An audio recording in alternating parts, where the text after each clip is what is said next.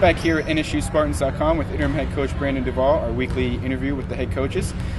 Brandon, tough weekend last weekend. Team went 0-3 at the Radford tournament.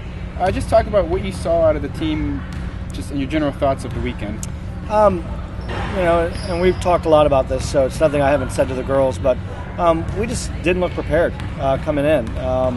We're battling a little bit of soreness here and there, and unfortunately, our starting setter, Nicole Kessner, has a little bit of shoulder issues. She had shoulder surgery last year, and going into the Radford match, you can tell it was bothering her a little bit, a little numbness in her fingers because of the it's all sore. And she went to the doctor the next day, told her that she probably should sit out a week, so we didn't have her the next day, and really kind of affected our performance on the court because Nicole is just solid all-around player for us, does a phenomenal job. Not that Kristen couldn't lead the team, I just think the team rallies behind Nicole at this point a little bit more, and it was noticeable, and we struggled. So, did you kind of learn anything maybe new about your team this weekend, first true weekend on the road? Oh yeah. Would you learn about the team and kind of maybe anything that you saw that you need to improve upon, maybe you didn't quite see before, or anything that they did improve upon that you've been working on?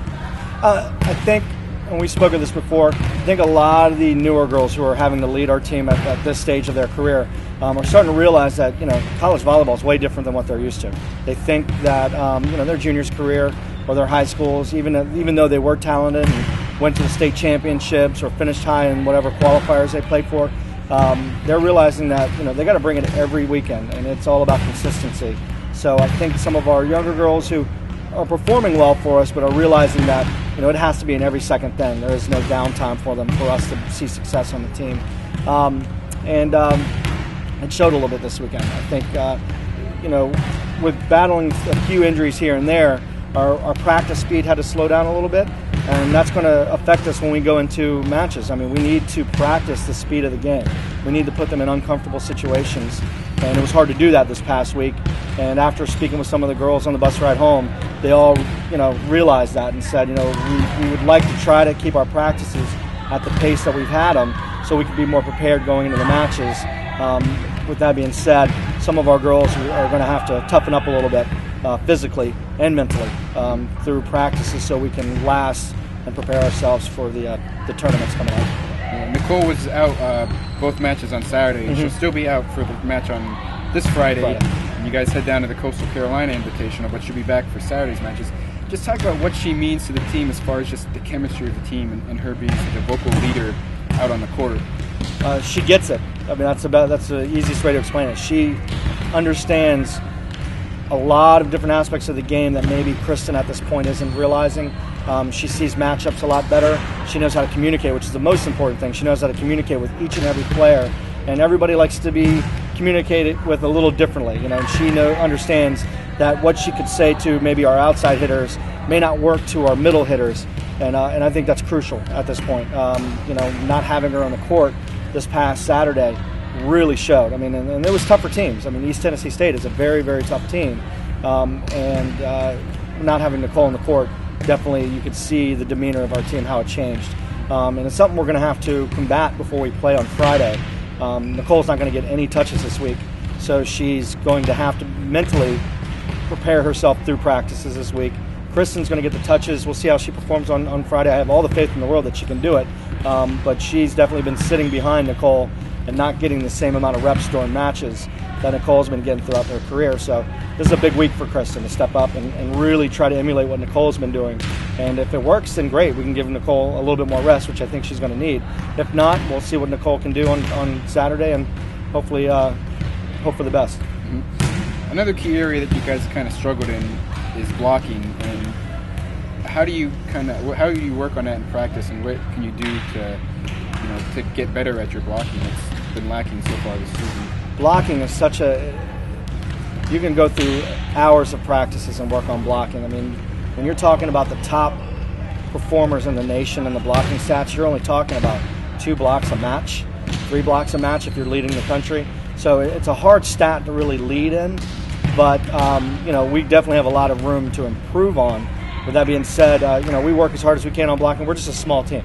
If you look at the sizes of our girls compared to the size of what we're playing against, We're just hoping that we can take away enough court and let our defensive players, play the positions and dig balls. And it shows, because if you look at our digs, where we may be behind in stats on blocking, we're well up on digs. Noelle is doing a phenomenal job putting herself in the right position to dig a ball, and Ariel is the same situation. She's getting plenty of digs on the team.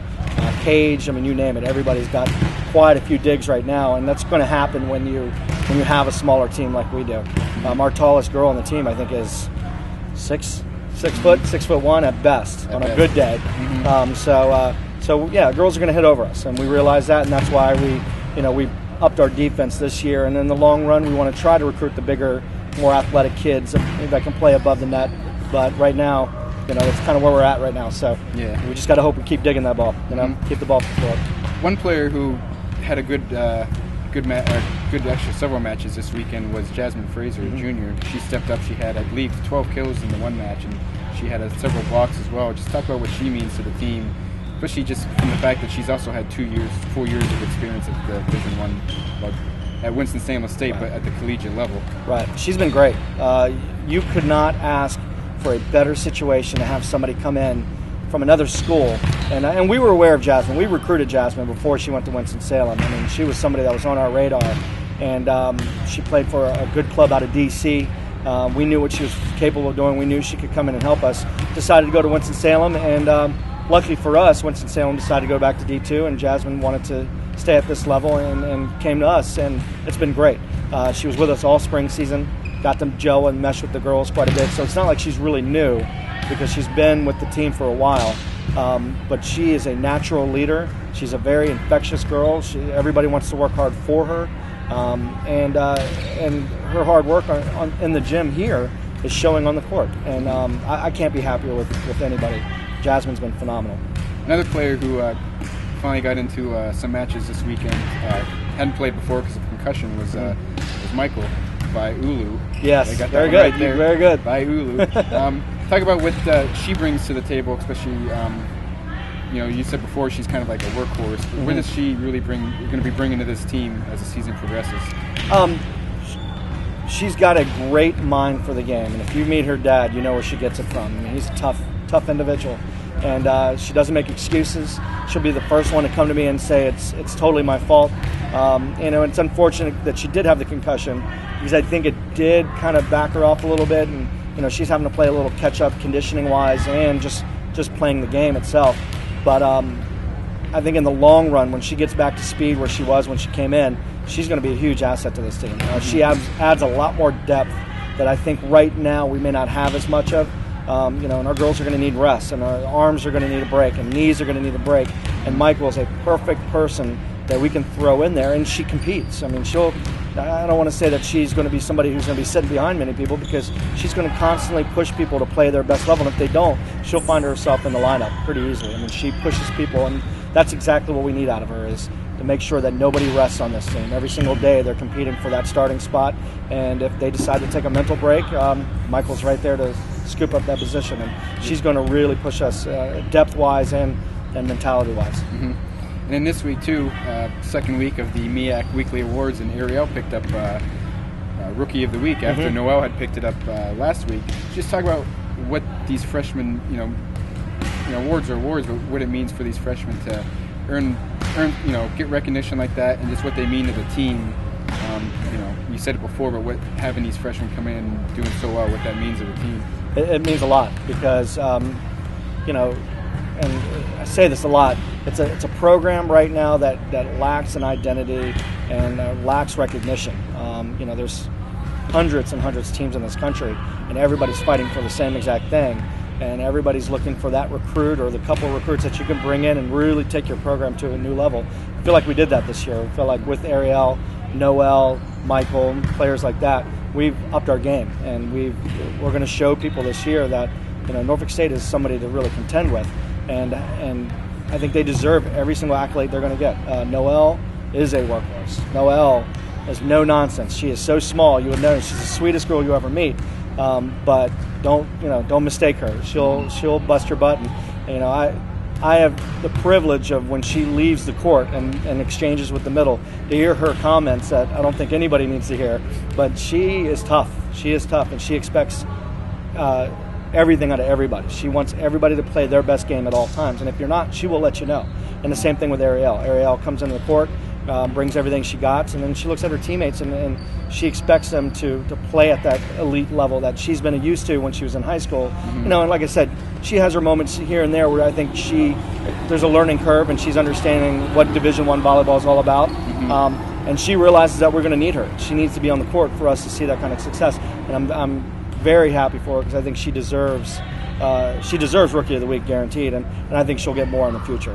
If she keeps on the path that she's going, she's going to get recognized quite a bit, and that's exactly what we want from her. So just lastly here, just talk about this upcoming weekend, heading down to Coastal Carolina. You're going to be playing Coastal Carolina, USCF State in the Citadel. Just talk about what you're expecting out of the weekend and any kind of goals and like that for the team. Our goals are the same goals every week, to go out and compete the best we can. And looking at the teams, they're kind of in the same boat that we are. I mean, they're very talented teams, but they're looking for their identity as well. They are looking to make an impact on this season, and we're another team that they expect to walk into the gym there and hopefully get an easy win off, and that's not going to happen. We preach every single day that you're not going to, as much as we all like to say we're going to go undefeated all year, you're going to run into some situations where you either get outmatched or outplayed. But, the only way we are going to ever accept a loss with this team is if we've played our best volleyball and they just beat us. I mean, there are teams that are better than us right now. We're working toward it, but, we don't want to walk into a gym and just roll over and have pity parties. And, we had a little bit of that this weekend. Some of the girls got frustrated, and we saw it this past weekend. And they know after yesterday's practice, they know that that's just something we can't do. We got to go in and we got to compete, and we got to prove to people that Norfolk State volleyball is probably somebody they're not going to want to face early in the year if they're looking to kind of pad their wins and loss column right away. If they don't, we won't be a school that is going to be an easy win, I guess, and that's what we have been. So there's a lot of schools that look at us and like, yeah, we'll get Norfolk State in there. I hope we'll go in and really work hard and surprise a few people, and I think we will. The girls are focused. I think they understood what they could have done better this past weekend, and then they made adjustments, and it's been obvious right off the bat. So. Spartans are 3-5 so far in the season, heading down to the Coastal Carolina Invitational this weekend for another weekend on the road, and in 2 weeks they'll be back here home for a Saturday slew of matches. For all your information on NSU volleyball, check out NSUSpartans.com.